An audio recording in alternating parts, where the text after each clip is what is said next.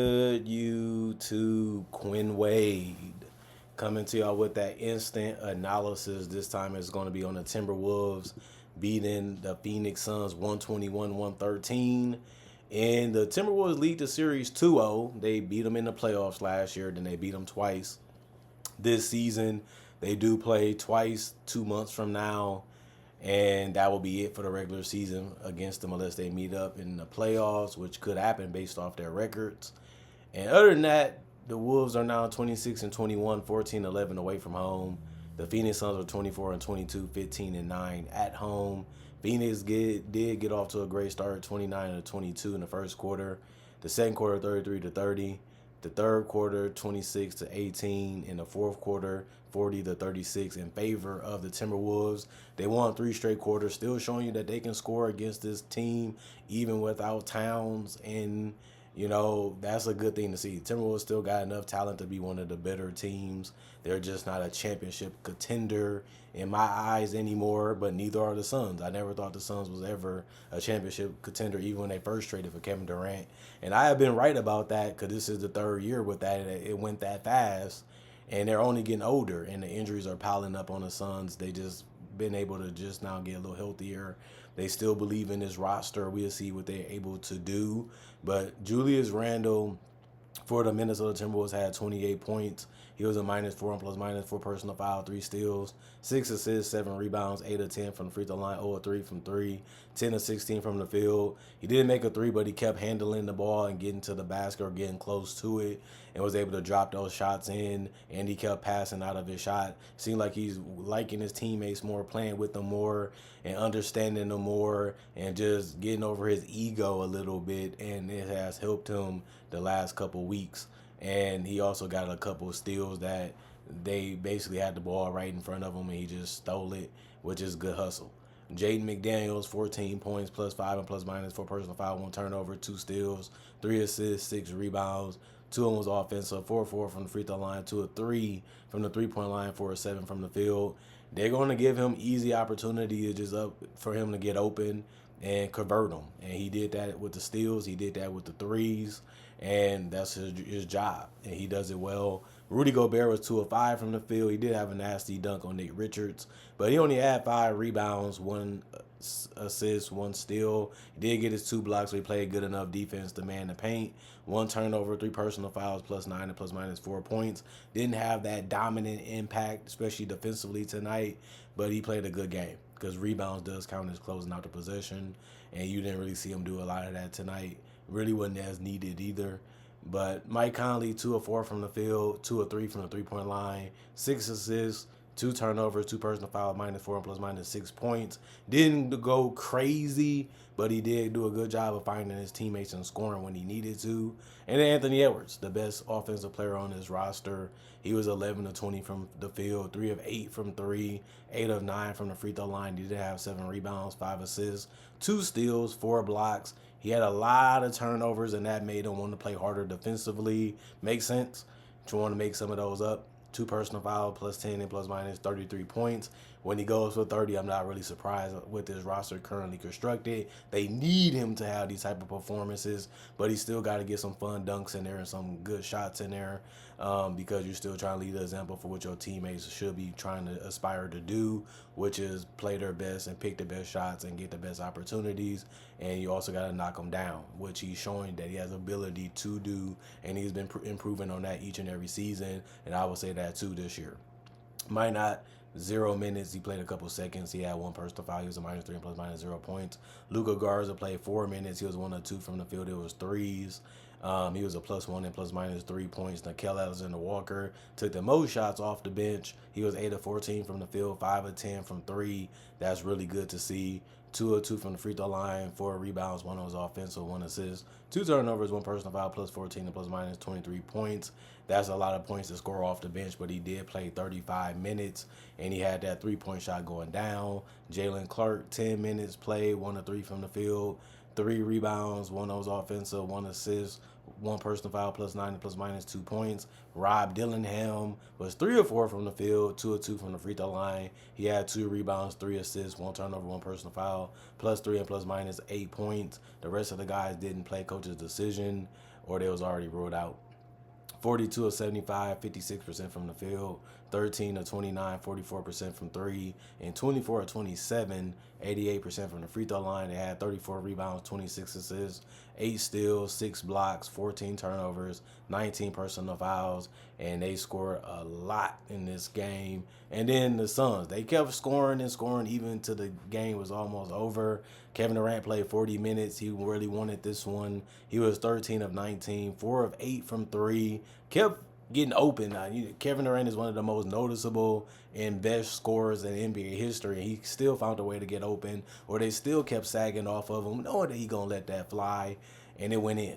3 or 4 from the free throw line, 2 rebounds, 7 assists, 2 steals, 4 blocks, 3 personal foul, -7 and ±33 points. When you see them type of defensive stats, it show you that he was hungry for a win tonight. Just didn't work out that way.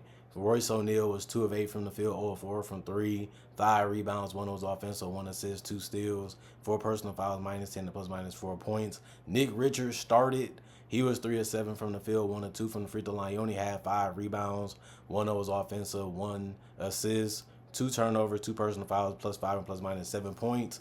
He's been a good addition, not what they thought. The fans got a little too happy over his dominant performances. It was only 2 games. Came back down to earth the last couple. He is a role player. Let's keep that in mind when he's playing on both ends of the court. Tyus Jones, 2 of 7 from the field, 1 of 2 from 3. 3 rebounds, 3 assists, 1 steal, 1 turnover, 1 personal foul, -9 and +/-5 points. And Devin Booker played just like Kevin Durant a lot of the game and really kept scoring throughout the game, even to the end. He finished 11 of 19 from the field, 2 of 7 from 3, 4 of 5 from the free throw line, 4 rebounds, 1 was offensive, 8 assists, 9 turnovers, and 4 personal fouls, +3 and ±28 points. They really had it going on trying to get the ball out of his hands and forcing him to make decisions that he normally didn't want to make. And that's what the defense is supposed to do, and the Wolves did a good job of that, forcing them to turn the ball over a whole bunch tonight. Ryan Dunn, 2 of 6 from the field, 1 of 2 from 3, 4 rebounds, 3 of them was offensive, 2 assists, 2 personal foul, -7 and +/-5 points. Mason Plumlee, 0 of 2 from the field, 3 of 4 from the free throw line, 3 rebounds, 1 was offensive, 1 assist, 1 block, 1 turnover, 2 personal fouls, -15 +/-3 points. Bradley Beal was a guy that played 25 minutes and 6 of 10 from the field, 1 of 3 from the 3-point line, 4 of 5 from the free throw line, 17 points, 6 assists, 3 rebounds, 1 was offensive, 1 steal, 5 personal fouls, +2 and +-. I like the scoring that he did tonight, and I like the fact that he actually got to the free throw line too and passed the ball up and kept the pace going for this team. Grayson Allen was 4 of 7 from the field, 3 of 6 from the 3-point line, 7 rebounds, 2 of them was offensive, 1 assist, 1 steal, 1 block, 2 turnovers, 2 personal fouls, -2 and +/-11 points. He was actually the only guy to get in double figures besides Bradley Beal off the bench in any statistical category. He rebounded the ball very well at elite level in the 29 minutes that he played. You like to see that, and he also competed defensively. And then Colin Gillespie played a couple seconds. He didn't do much because of that. Igor also played a couple seconds, didn't do anything because of that. They ended up going 43 of 85, 50% from the field, 12 of 32, 37% from 3, 15 of 20, 75% from the free throw line, 36 rebounds, 30 assists, 7 steals, 6 blocks, 15 turnovers, 25 personal fouls, and they only was able to get 113 points. And that just wasn't even close to being enough to be able to win. And I like that they still kept trying to score, kept trying to show them this game ain't over. Y'all still got to close us out. And that's what the leadership supposed to be. And we feel like we just on their level and we hear what their trash talk is saying.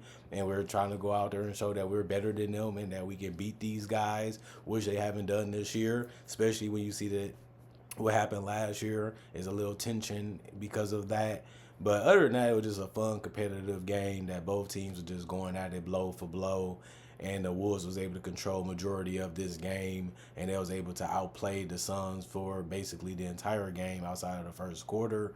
And it was just a good game to watch, when it comes to entertainment value standpoint. And I love what I had to see. And I just feel like the Suns, if they're not going to defend throughout the entire game, they're going to have to make shots. And they just didn't have enough guys in that starting lineup making shots. and that was their detriment. It happens. Every guy, you just don't know how they're going to perform, and sometimes you have to continually put them in situations to where they can get their confidence up and make the shots, and you have to make those plays throughout the entire game, even if you're a superstar, or you can lose your role players, or they cannot compete as hard or do as much, and that can just help you lose a game like this where the Wolves are just ready to put it on them, and they ended up ultimately doing that.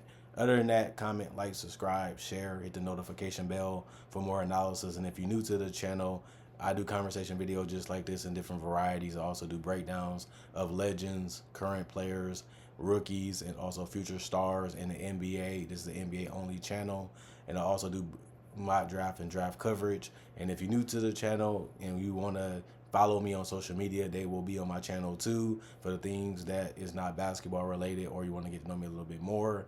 And other than that, thanks for putting analysis in your rotation. Thanks for putting me in your rotation. Thanks for watching. Thanks for showing interest. Any support is good support to this channel. It's been around for 10 plus years. Let's make 2025 better than 2015. Think we're off to a good start this year. Got so many more things to offer, so many more ideas that I want to give you guys as the year continues on. If it's meant to be, it'll come out the way I want it to come out. And thank y'all for appreciating the content for what it is on this channel, as I do everything on this channel. And I'm just happy that you guys continue to show love and support for how I make it and how I go about it. Other than that, I'm gone for now. I'll be back with more analysis today, and see you guys later, hopefully.